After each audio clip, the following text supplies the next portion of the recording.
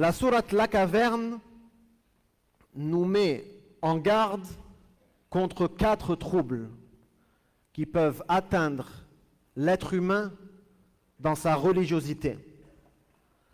Dans le premier récit de la sourate La Caverne, Allah nous met en garde contre le trouble dans la foi.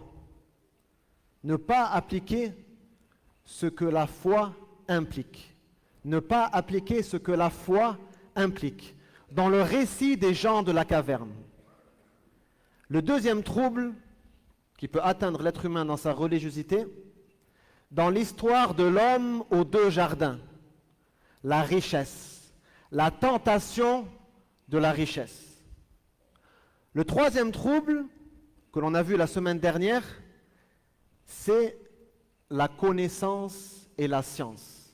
De quelle façon la connaissance et la science peuvent-elles être un trouble dans la religiosité de la personne?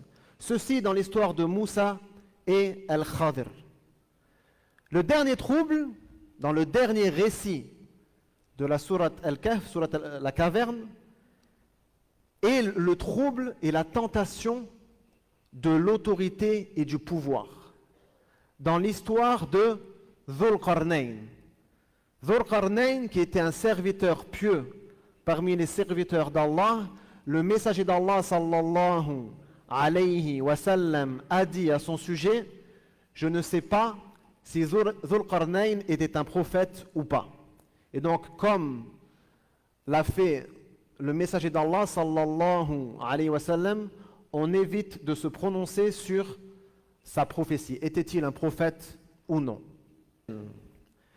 Allah a donné à Dhul Qarnayn la maîtrise de lui-même, la maîtrise de soi, de ses pensées et de son comportement, pour lui donner par la suite le pouvoir sur terre.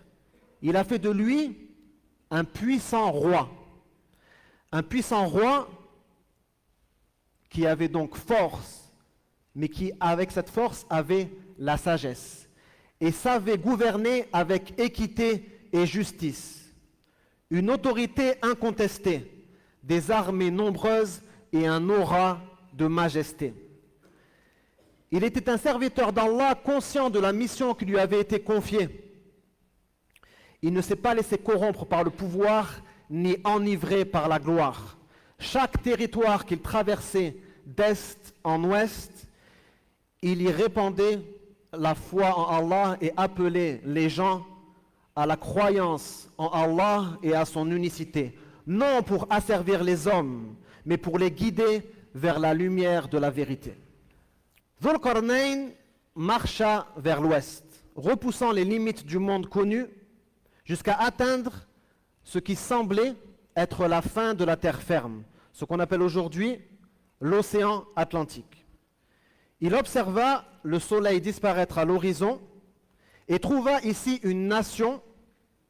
Certains d'entre eux étaient bons et pieux, alors que d'autres étaient injustes et corrompus.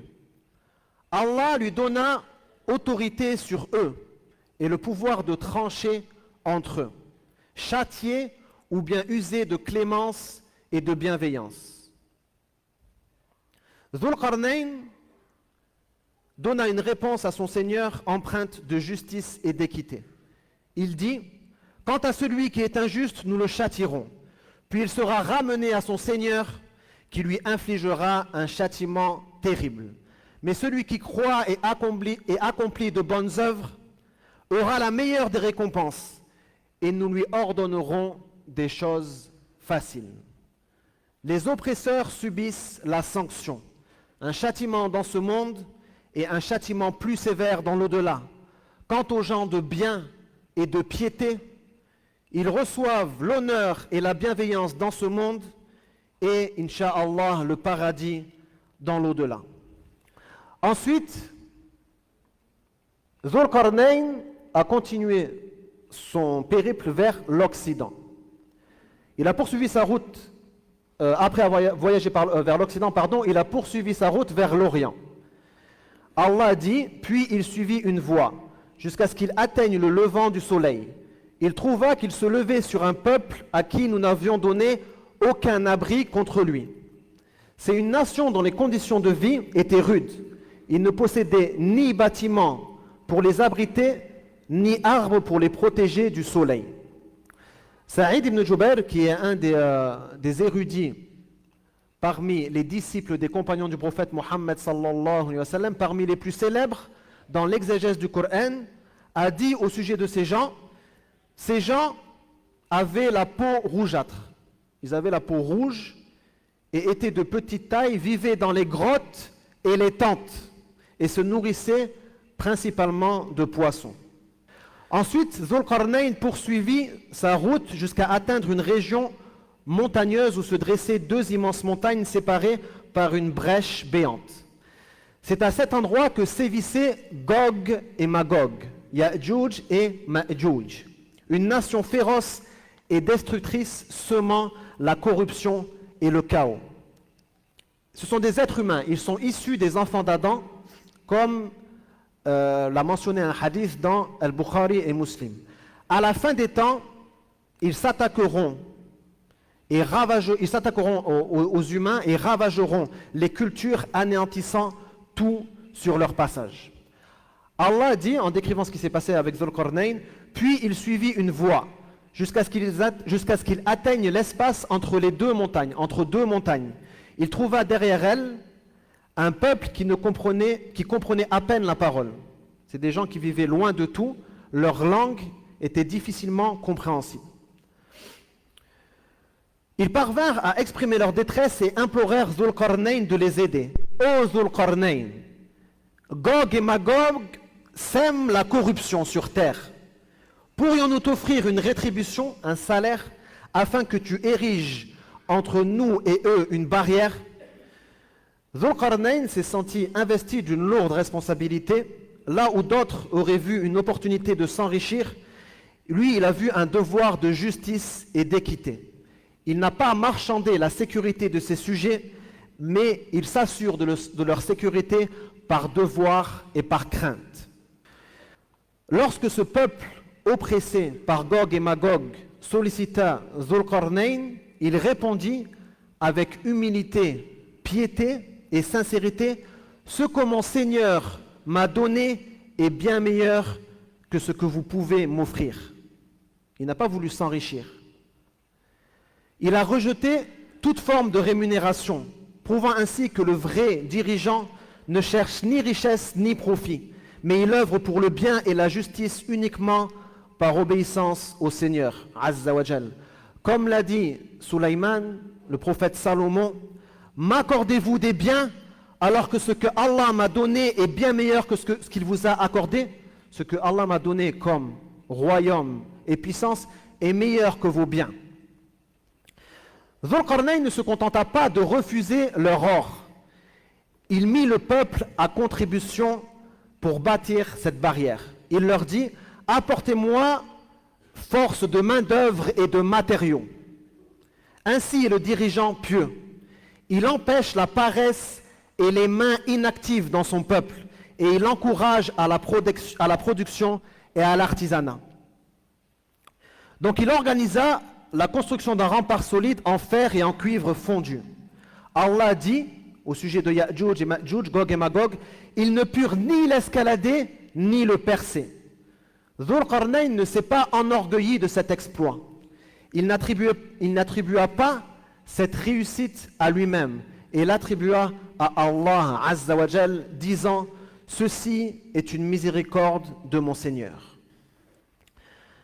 Les hadiths du prophète Mohammed sallallahu alayhi wa sallam nous annoncent la sortie de Ya'juj et Ma'juj, Gog et Magog, à la fin des temps. Et ce sera un des grands signes de la fin des temps. Le prophète Mohammed sallallahu alayhi wa sallam a dit: l'heure ne se lèvera pas avant l'apparition de 10 signes. Le lever du soleil à l'ouest, la sortie de la bête, l'apparition de Ya'juj et Ma'juj, etc. jusqu'à la fin du hadith. Ces créatures destructrices finiront par se libérer de cette barrière que Zul Qarnayn a placée et se répandront sur la terre, semant chaos et corruption. Un jour, alors que le prophète Mohammed sallallahu alayhi wa sallam entra chez son épouse Zaynab bint Jahsh, il se trouva bouleversé et s'écria La ilaha illallah, malheur aux Arabes d'un mal qui approche. Aujourd'hui, une brèche s'est ouverte dans la barrière de Ya'juj et Ma'juj comme ceci, formant un cercle entre son pouce et son index. Zaynab, alarmée, l'interrogea. Ô messager d'Allah, serons-nous anéantis alors qu'il y a parmi nous des gens pieux? Il répondit, oui, si le mal et la corruption deviennent dominants. Si le mal et la corruption deviennent dominants. La destruction d'un peuple ne provient pas de son incroyance. La destruction d'un peuple par Allah vient de la propagation du mal et de sa corruption. L'imam al-Qurtubi dit dans son tafsir, en commentant cette parole d'Allah, « Ton Seigneur ne détruit point les cités pour leur injustice alors que leurs habitants sont des réformateurs. » Ton Seigneur ne détruit point les habitants des cités pour leur injustice, c'est-à-dire pour leur polythéisme. Parce que la pire forme d'injustice, c'est le polythéisme. Comme Allah le dit, « Inna shirka la zulmun azim » Le polythéisme est une injustice éminente. Ton Seigneur ne détruit point les cités pour leur polythéisme alors que leurs habitants sont des réformateurs. Allah Azza wa Jal n'anéantit pas un peuple simplement à cause de son incroyance tant qu'il y a parmi eux des gens qui œuvrent activement pour la réforme et la justice. Si la corruption devient dominante et que les pieux se contentent de la passivité et du silence, alors le châtiment touchera tout le monde sans distinction. Donc un peuple incroyant, mais qui n'a pas de corruption dans les transactions et dans les interactions humaines, ne sera pas touché par un châtiment. Dans le sens contraire, un peuple croyant qui est injuste dans ses transactions et ses interactions humaines pourra potentiellement se voir touché par le châtiment d'Allah Azza wa Jal wal-'iyadhu billah. أقول قولي هذا وأستغفر الله لي ولكم ولجميع المسلمين والمسلمات فاستغفروه إنه غفور رحيم. بسم الله الحمد لله وحده والصلاة والسلام على من لا نبي بعده أما بعد فأوصي نفسي وإياكم بتقوى الله عز وجل ومن يتق الله يجعل له من أمره يسرا. L'histoire de Dhul Qarnayn a de nombreuses sagesses et enseignements. Et j'en ai résumé ici 7 parmi les plus importants. Le premier enseignement, la foi en Dieu et le monothéisme pur. Dhul Qarnayn était un roi juste, croyant en Dieu. Cette leçon nous rappelle que la vraie puissance réside dans la foi et la soumission à Dieu et non dans l'autorité elle-même. Deuxièmement, la justice dans la direction des autres, lorsque l'on dirige les autres. Le leader doit être juste envers ses sujets, qu'ils soient croyants ou non. Et là, lorsqu'on dit le chef ou le leader, c'est à chaque niveau de direction, c'est-à-dire de la plus haute tête de l'État jusqu'au plus petit directeur d'une société. C'est vraiment à tous les niveaux. Donc il est essentiel de gouverner avec équité en écoutant les besoins de chacun sans faire de distinction entre eux. Troisièmement, la planification et la stratégie. En construisant un mur pour protéger les gens des attaques de Gog et Magog, Dhul Qarnayn montre l'importance de la réflexion stratégique et de la prévoyance dans les gestions de crise. Les défis doivent être affrontés avec sagesse, préparation et collaboration. Quatrièmement, l'humilité et l'absence de fierté. Bien qu'il fût un homme puissant, Dhul Qarnayn est resté humble et n'a jamais cherché à se vanter de ses réalisations. L'humilité est une vertu fondamentale et la grandeur n'est pas dans l'orgueil, mais dans la reconnaissance que tout bien vient d'Allah Azza wa Jal. Cinquièmement, se fier à Dieu, la confiance en Dieu. L'importance de s'en remettre à Dieu dans toutes nos entreprises, car c'est lui qui accorde le succès véritable. Sixièmement, la recherche et la réalisation de la paix et de la sécurité. Le mur construit entre Gog et Magog n'était pas, ou plutôt contre Gog et Magog, n'était pas seulement une mesure défensive, mais c'était aussi une action pour assurer la paix et la sécurité de ce peuple. Cela nous incite à chercher des solutions qui préservent la sécurité et la tranquillité de la société, en éliminant les sources de conflits et de chaos. Septièmement, l'avertissement contre les tentations et les périls, comme ceux de Gog et Magog. Cette leçon est un appel à être vigilant face aux menaces qui peuvent perturber l'ordre et la paix, et à y répondre avec prudence et fermeté.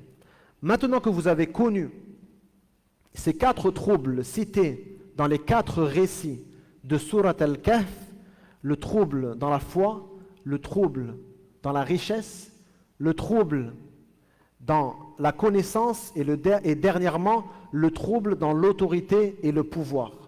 Vous comprenez pourquoi le messager d'Allah sallallahu alayhi wa sallam nous a informé que celui qui lit cette sourate al-Kahf, la sourate de la caverne, est préservé des troubles du Dajjal, les troubles de l'Antéchrist, qui est le pire des troubles, le plus grand des troubles qui touchera la religiosité des croyants à la fin des temps. Allahumma inna nas'aluka bi asma'ika al-husna wa sifatika al-ulya an ta'asimana min al-fitan.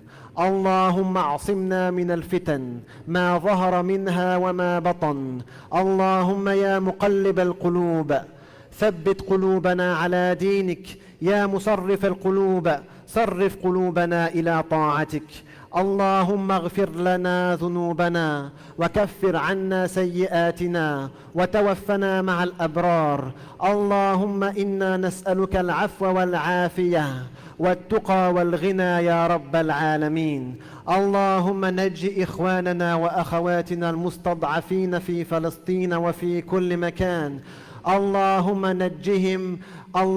نجهم وأسعدهم بعد حزنهم واحفظ أولادهم ونساءهم وكبارهم والعجائز